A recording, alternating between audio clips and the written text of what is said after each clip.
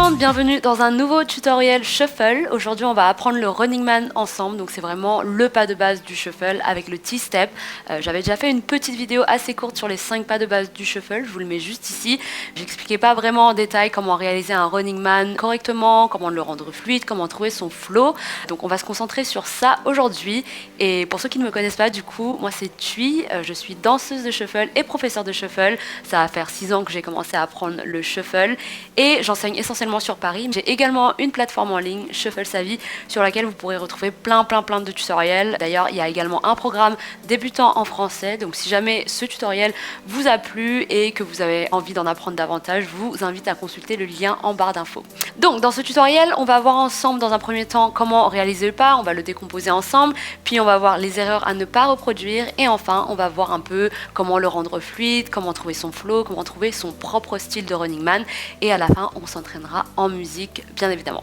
Donc on va commencer ensemble de profil pour que vous puissiez mieux voir. On va venir lever le genou droit et on va venir atterrir sur sa jambe avant et reculer la jambe arrière. Ensuite on va lever la jambe arrière et ressauter vers le centre. On atterrit sur la jambe gauche, on fait reculer la jambe droite et ainsi de suite. Ok, voilà, essayez de reproduire les mêmes mouvements que moi. On y va très lentement, juste pour que vous puissiez un peu comprendre techniquement ce qu'il se passe. Ok, donc toujours la jambe arrière qui se lève pour se poser devant. Ok, et elle se pose pas juste devant. Elle fait aussi reculer l'autre jambe vers l'arrière. Ok, je veux pas voir ça, je veux voir ça. Voilà, ainsi de suite. Ok, maintenant on va essayer de faire ça sur les comptes ensemble. Donc ça va faire 5, 6, 7, 8 et 1 et 2 et 3. Donc sur tous les et, on sera en position de perche. Et sur tous les 1, 2, 3, 4, 5, 6, 7, 8, on sera en position écartée. 5, 6, 7, 8 et 1 et 2 et 3 et 4, 5, 6, 7 et 8. Encore. 1, 2, 3, 4, 5, 6, 7 et 8. Ok, pour bien réaliser ce mouvement, il faut que vous soyez en constant rebond en fait. À chaque fois que vous passez d'une position à l'autre, vous devez faire un mini saut, un petit bounce, comme on appelle en danse. On se met en perche pour écarter, hop, on saute littéralement. Et pour revenir sur la position centrale, utilisez le poids et l'impact au sol pour vous relancer vers le haut. Okay, donc en fait, dès que vous atterrissez au sol, bloquez pas votre poids ici, essayez de vraiment réutiliser le poids qui atterrit au sol pour vous relancer en l'air. Ok, pam pam, pam pam, direct, pam pam. Ok. Également, en plus du poids, on va essayer vraiment de se servir des appuis pour faciliter le mouvement. Donc notamment quand je vais écarter ma jambe arrière ici, en fait, elle va utiliser vraiment l'impulsion au sol pour se relever ici. Je vais pas la lever parce que je me dis ok, faut que je la lève. Je la lève parce que j'écarte et que l'impact au sol, elle va me permettre de la relever assez simplement. Ok. Et là pareil, pam pam, pam pam. Donc on refait ça sur les comptes, on va y aller lentement, puis je vais accélérer petit à petit. 7, 8 et 1 et 2 et 3 et 4 et 5 et 6 et 7 et 8 et 1 et 2 et 3 et 4 et 5 et 6 et 7 et 8 et 1. Ok, donc ça c'était pour la partie technique. Maintenant, les erreurs à ne pas reproduire, donc des erreurs que je vois souvent, c'est de faire ça. Donc ça je le vois souvent. Donc là, en gros, l'erreur, c'est que vous allez mettre tout le poids sur la jambe avant et du coup, la jambe arrière va se lever en l'air automatiquement. Sauf que c'est pas du tout le même rendu, donc on va essayer vraiment de penser que lorsqu'on est en position écartée, on a vraiment les deux pieds au sol. Ok, la jambe arrière, elle va avoir tendance à être plus sur l'avant du pied, tout dépend de à quel point vous l'avez reculée, mais elle reste tout de même au sol et c'est super important pour après prendre l'impulsion pour la relever. Ok, donc pensez juste, on fait attention à mettre les deux pieds au sol et pas à me faire ça.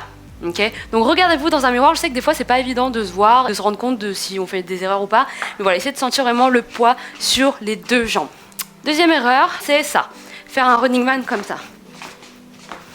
Donc ça c'est pas très grave comme erreur, ça se corrige assez facilement. L'idée en fait c'est, au lieu de lever le pied à l'arrière et de faire comme un kick vers l'avant comme ça, on va vraiment faire attention à lever le genou devant, comme ça en fait on va atterrir dessus. Et le mouvement il aura l'air un peu plus naturel, plutôt que de faire des kicks comme ça.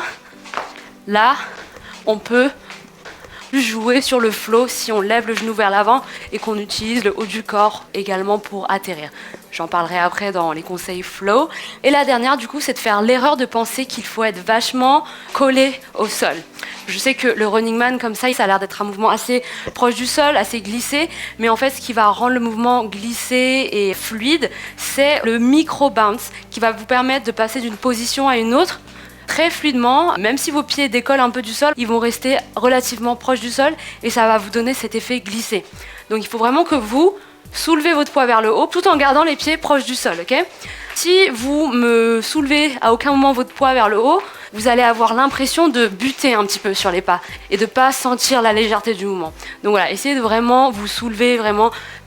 Vous pouvez même exagérer les sauts au début et après petit à petit, vous pourrez diminuer le bounce et donner cette impression de glisse à votre mouvement. Donc, on a fini pour la partie erreur à ne pas reproduire. Maintenant, on va passer sur le plus important, on va passer sur le flow. Et la première chose que je vais vous demander de faire, c'est d'oublier tout ce que je viens de vous dire, toute la partie technique, parce qu'en fait, on va essayer de reprendre le Running Man dans son essence, quand il est né, donc en soirée, en rave party. Ça a commencé comme ça. On tapait du pied, petit à petit, et ça s'est transformé en Running Man.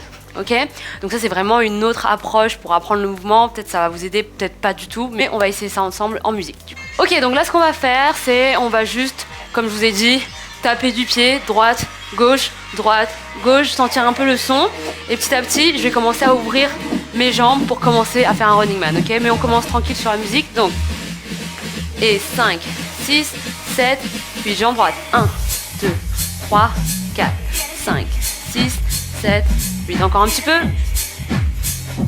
Et 5, 6, 7, 8, on écarte. 1, 2, 3, 4, 5, 6, 7, 8. Agrandis. 2, 3, 4, 5, 6, 7, 8. Encore. 1, 2, 3, 4, 5, 6, 7, 8. Ok. Donc ça c'était une façon un peu plus instinctive d'apprendre le mouvement, peut-être ça demandera moins de réflexion à certains, peut-être que ça vous aidera parce que ça vient vraiment du groove et du flow de comment vous sentez la musique. Là je vais vous donner des conseils un petit peu plus sur comment rendre le mouvement plus élégant, plus fluide, comment avoir l'air à l'aise. Première chose, super important, on va parler du micro-bounce et du poids, donc j'en ai déjà un petit peu parlé, mais ici je vais vous donner un peu des détails pour vous permettre d'aller plus vite et de réaliser le mouvement sur un BPM un peu plus élevé. Donc comme je vous ai dit, le poids du corps, il est en bas à ce moment-là et on le relève ensuite pour revenir sur cette position. Et là, il se repose en bas parce qu'on est sur notre jambe d'appui et on redescend. Maintenant, quand on veut aller vite, vous n'allez pas avoir le temps de pleinement poser votre poids à ce niveau-là. Vous allez être plus en suspens, en réalité, vous allez être plutôt comme ça et en suspens en l'air pour reposer véritablement le poids dans cette position de jambes écartées. Et ça, c'est vraiment la position d'accent du mouvement et c'est à ce moment-là que le poids va vraiment se poser. Et 1, et 2, et 3, et 4. Vous voyez, il y a vraiment une chute au moment où j'écarte mes jambes. Et dans la position centrale, mon poids, il va être en suspens. Il va bien sûr se reposer un petit peu parce qu'on fait le micro-bounce, mais le poids, si je parle de poids, il va être totalement au sol quand on écarte et en suspens ici, au sol, en suspens, au sol. Donc sur les comptes, ça va faire 5, 6, 7, 8 et 1 et 2 et 3 et 4 et 5 et 6 et 7 et 8. Pour garder le poids en suspens, je vais vous demander d'exagérer tout en fait. Donc de plier les jambes ici pour bien vous élancer et de vous mettre sur l'avant du pied, la jambe qui sert de perche, ok ? Et d'ensuite, tout relâcher d'un coup pour laisser votre poids retomber. Et ensuite, on se repropulse en l'air, on est en suspens ici sur la jambe perche, puis on relâche tout. On essaye ça ensemble, 7, 8 et 1 et 2 et 3 et 4 et 5 et 6 et 7 et 8 et 1, 2, 3, 4, 5, 6, 7 et 8 et 1 et 2, 3, 4, 5, 6, 7, 8. Donc ça, c'est une première chose, bien savoir placer son poids intelligemment. Deuxième élément maintenant, ça va être comment impliquer le haut du corps, comment le détendre sur le mouvement. Et première chose à faire, donc déjà en fait, c'est de libérer un peu ses hanches, ses épaules et permettre au haut du corps de bouger. Et un petit exercice simple à faire, ça va être de ramener un peu l'épaule opposée à la jambe qui se pose à l'avant. Et donc ce qu'on peut essayer de faire, On lève la jambe droite et quand on la pose, tac, on ramène un peu l'épaule gauche devant. Et du coup, l'épaule droite part un petit peu en arrière, ok? Donc on peut faire gauche, droite, gauche, droite. On essaye ça.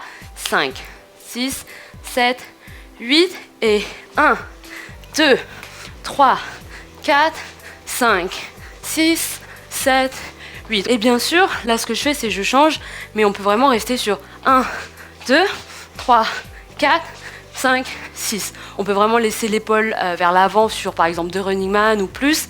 Et vous allez voir que ça va assouplir tous vos mouvements. Vous voyez, si je garde l'épaule gauche vers l'avant, même mon haut du corps et mes running man vont un peu s'assouplir. Ils vont pas rester forcément sur 2 lignes parallèles. Ils vont un peu suivre l'orientation de mon haut du corps, d'où il va. Ok, pam, pam, pam.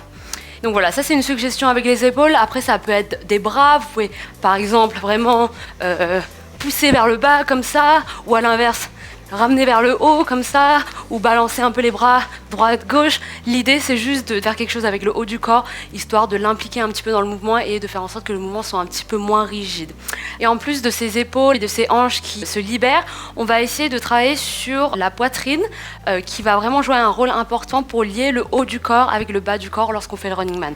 L'idée c'est d'avoir une belle posture bien droite et pour ça en fait on va être obligé d'ouvrir un peu le torse lorsqu'on atterrit ici. Okay, parce que là, la jambe qui recule vers l'arrière va peut-être avoir tendance à vous faire pencher vers l'avant, mais tout l'idée ici, du coup, c'est de compenser en ouvrant un petit peu avec la poitrine et le torse pour garder cette belle posture bien droite. On va légèrement, si vous voulez, même ouvrir les épaules vers l'arrière. Et là, on referme pour rouvrir. Referme, ouvrir. Et 1. Si j'exagère tout, en gros, là, je referme, j'ouvre. Et 1, 2, 3, 4, 5, 6, 7, 8. Et le fait de faire ça, en fait, je vais ressentir une vague dans tout mon corps qui va faire qu'en fait, quand je fais le running man, j'ai l'impression d'impliquer tout mon corps dans le mouvement et le mouvement va avoir l'air un peu plus souple dans le ressenti quand vous allez le faire. Ok, donc on peut essayer de rajouter ça. Donc 5, 6, 7, 8. On ouvre, ferme, ouvre, ferme, ouvre, ouvre, ouvre, ouvre, ouvre, ouvre. On bouge les épaules. Hop, on reste 2 fois de ce côté. 2 fois de ce côté, voilà, pam, pam, pam. Donc voilà, c'est vraiment des éléments en plus pour vous permettre de le ressentir un peu mieux dans tout votre corps. Dernière chose maintenant, c'est trouver son style de running man. Donc il y a vraiment plein de types de running man et il y a plein d'éléments sur lesquels vous pouvez travailler. Premier élément, ça va être l'écart de jambes. Si vous êtes plutôt dans le style très groovy, très chill, vous allez peut-être être un peu plus sur un running man petit, mais avec un haut du corps un peu chill, détendu.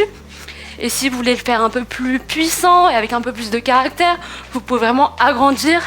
Et là, vous allez voir que le haut du corps va vraiment avoir son rôle parce qu'il va vous permettre de stomp, donc ça s'appelle le stomp, ça, le fait de, vraiment taper du pied vers l'avant, mettre son poids vers l'avant, et là le haut du corps il va jouer un rôle important parce que, comme je vous ai dit, on essaie de garder une posture bien droite, donc là il faut vraiment ouvrir le torse davantage si vous voulez garder cette posture droite. Pas, pas, pas, pas. Moi le mien personnellement il est moyen, je dirais, il n'est pas très large, mais il n'est pas tout petit.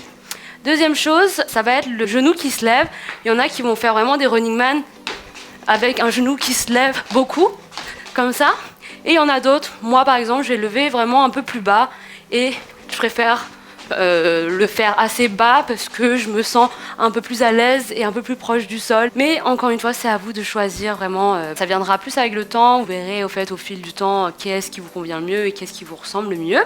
Et je pense qu'on peut passer à la partie musique maintenant. Donc on va commencer tranquillement avec un rythme pas trop rapide et après petit à petit je vais augmenter le rythme. C'est parti. Et 5, 6, 7, 8. 1, 2, 3, 4, 5, 6, 7, 8. On détend les épaules. On ouvre. Très léger. On peut agrandir. On peut utiliser les bras aussi. Ok, on accélère. Ok, donc là on va essayer de rester un peu en l'air sur la position de perche, avoir son poing un peu suspendu, ok? Et 5, 6, 7, 8, et 1, et 2, et 3, et 4, 5, 6, 7, 8, et 1, 2, 3, 4, 5, 6. On peut rester assez serré si ça devient un peu trop rapide pour soi.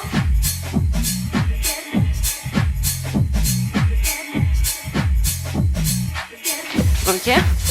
Pareil, on se détend en haut. Ok. Et donc là, ça va vraiment commencer à se corser. On essaie de rester ensemble. 6, 7, 8. 1, 2, 3, 4. On fait tout petit. Voilà, on permet un peu aux épaules de se déplacer légèrement. Ou de ramener ses bras.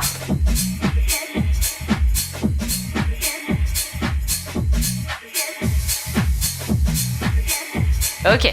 Donc dernière tentative, maintenant je vais mettre de la musique à sa vitesse réelle, donc vous allez voir c'est complètement fou. On va juste faire un petit test, on reste tout petit dans les pas et on essaye d'agrandir si on se sent à l'aise, mais no rush, pas de pression, on fait du mieux qu'on peut.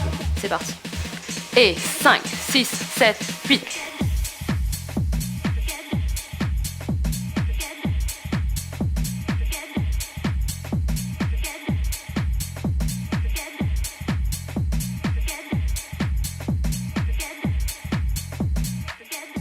Donc voilà, on arrive à la fin de ce tutoriel. J'espère vraiment qu'il vous aura plu. Si vous avez envie de continuer à apprendre, la suite, ça va être de travailler les variations du Running Man que vous pourrez retrouver dans le programme débutant que je vous mets en lien dans ma barre d'infos. Et j'espère qu'on se reverra très bientôt dans un de mes tutoriels. Ciao, ciao!